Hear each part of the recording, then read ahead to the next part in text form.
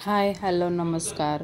तर व्हिडिओमध्ये आज मी हरतालिकेच्या पूजा कशी केली आहे किंवा सकाळपासूनचं रुटीन हा पूजेचं कसं आहे ते मी तुम्हाला दाखवणार आहे आणि त्याचबरोबर त्याची संपूर्ण माहितीसुद्धा सांगणार आहे. तर व्हिडिओ शेवटपर्यंत नक्की बघा. तर सकाळची सुरुवात होतात उंबरठ्याची पूजा करतो आपण, शेगडीची पूजा करतो, नंतर आपण त्यावरती अन्न शिजवायला घेतो. तर मी रोज शेगडीची मी अशी पूजा वगैरे करून घेते.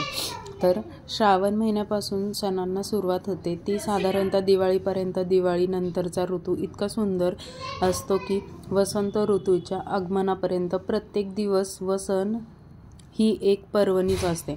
भाद्रपद महिन्यात येणारे हरतालिका हे व्रत वर्षा ऋतूतच येते.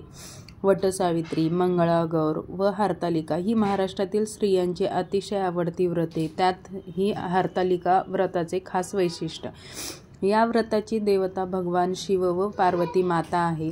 पूर्वजन्मी सती पार्वतीने शंकरालाच वरले होते. तिचा पती दक्ष प्रजापतीने एकदा यज्ञाच्या वेळी भगवान शंकराचा अपमान केला. तो अपमान सहन न झाल्याने पार्वतीने मातेने यज्ञकुंडात योगाजीने स्वतःला दहन करून घेतले व नंतर ती हिमालयाची कन्या म्हणून जन्माला आली. पुन्हा उग्र तप करून ती भगवान शंकरांची अर्धांगिनी झाली. अशी ही दृढनिश्चयी व स्वाभिमानी पतिव्रता पार्वती आर्य स्त्रियांचा महान आदर्श आहे.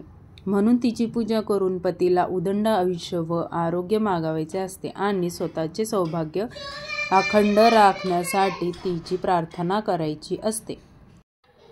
अभंग्य स्नान करावे. या दिवशी उपवास करावा. नंतर दुपारी चौरंग मांडून त्यावर नदीतील वाळू आणून शिवलिंग तयार करून ठेवावे व त्याची षोडोपचारे पूजा करावी. पूजा करत असताना आपल्याला उमा महेश्वराय देवतोभ्य नमः हा मंत्र म्हणायचा आहे व संपूर्ण पूजा हरतालिका ग्रंथाप्रमाणे करावी. स्त्रियांच्या अनेक व्रतामध्ये हरतालिका हे व्रत श्रेष्ठ आहे. माता पार्वतीने हरतालिका व्रत आचरण करून कठोर तपश्चर्या केली आणि भगवान शंकराची प्राप्ती करून घेतली. त्यांचीच आठवण म्हणून आपण कुमारिकांनी मनासारखा पती लाभावा व सौभाग्यवतींनी पतीला उदंड आयुष्य लाभावे म्हणून हे व्रत करायचे असते. हे व्रत कुमारिका मुली व सौभाग्यवती स्त्रिया हे व्रत करतात. तसेच विधवा स्त्रिया फक्त उपवास करतात. तर अशी ही माहिती होती का कशासाठी करायची.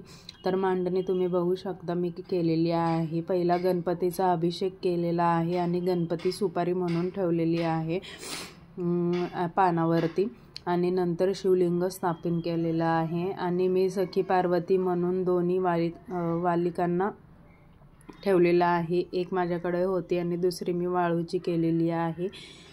तर त्यांनासुद्धा आता गणपतीला वगैरे नैवेद्य वगैरे दाखवून घेतला आणि मग नंतर शिवलिंगावरती सुद्धा अभिषेक करून पाण्याचाच अभिषेक केलेला आहे. मी फक्त पाण्याचा अभिषेक करून आपल्याला गंध वगैरे त्यांना लावून घ्यायचा आहे. वस्त्रमाळा अर्पण करायची आहे. फळं वगैरे अर्पण करायचे आहेत पिंडींना. शिवलिंगावरती अभिषेक करून झाल्यावरती मी वालिकांनासुद्धा अभिषेक केलेला आहे. म्हणजे थोडंसंच पाणी हे केलेलं आहे. त्यांच्यावर आपण असं करायचं. पण जी एक वाळूची आहे ना तिथे आणि इकडे थोडंसं पाणी अर्पण केलेलं आहे. नंतर त्यांना हळद कुंकू अर्पण करायचं आहे. त्यांनासुद्धा वस्त्रमाळा घालायची आहे. फूल अर्पण करायचं आहे. तुमच्याकडे गजरा असेल तर गजरा अर्पण करायचा आहे दोघींना. आणि ते सगळं झाल्यावरती मग आपल्याला त्यांची ओटीसुद्धा भरून घ्यायची आहे आणि जे आपल्याकडे जे काही पत्री वगैरे आहेत ना ते पत्रीसुद्धा तिथं अर्पण करायचे आहे. जे फळं आहेत ते अर्पण करायचे आहेत आणि ते अर्पण करून झाल्यावर आपल्याला नैवेद्य दाखवायचा आहे. दुधाचा किंवा म्हणजे दूध साखरेचा किंवा साखर शेंगदाणे किंवा तुमच्याकडे जो काही नैवेद्य असतो तो दाखवायचा. तर मी हे अशा प्रकारे पूजा केलेली आहे. बेलपत्र व्हायचं आहे. आपल्याला धोत्र्याचं फूल व्हायचं आहे शिवलिंगांना आणि फळ व्हायचं आहे धोत्र्याचं. बेलाचं फळ असेल तर बेलाचं फळ आपल्याला शिवलिंगांना अर्पण करायचं आहे. तर अशा प्रकारे मी संपूर्ण हरतालिकेची पूजा केलेली आहे.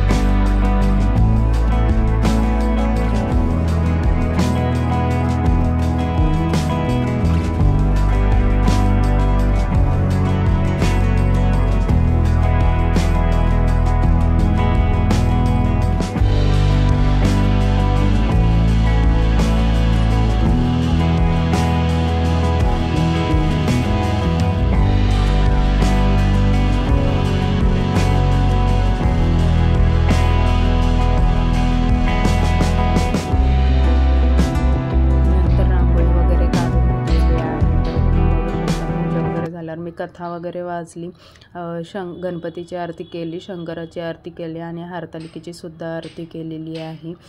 अशी मी संपूर्ण हरतालिकेची पूजा केलेली आहे. आणि दिवसभर आपल्याला उपवास करायचा असतो, फक्त फलाहार घ्यायचा असतो, तिखट मीठ वगैरे काही खायचं नसतं. तर अशा प्रकारे हरतालिकाचा उपवास करतात. आणि मी स्वामींची नवीन मूर्ती घेतलेली आहे, ती बघा तुम्हाला समोर दिसतच असेल. कशी आहे मला कमेंटमध्ये नक्की सांगा. आवडली असेल तर श्री स्वामी समर्थ लिहायला विसरू नका. व्हिडिओ आवडला असेल तर चॅनलला लाईक आणि शेअर करायला विसरू नका. चॅनलवरती नवीन असेल तर सबस्क्राईब करायला विसरू नका. धन्यवाद सगळ्यांना. श्री स्वामी समर्थ.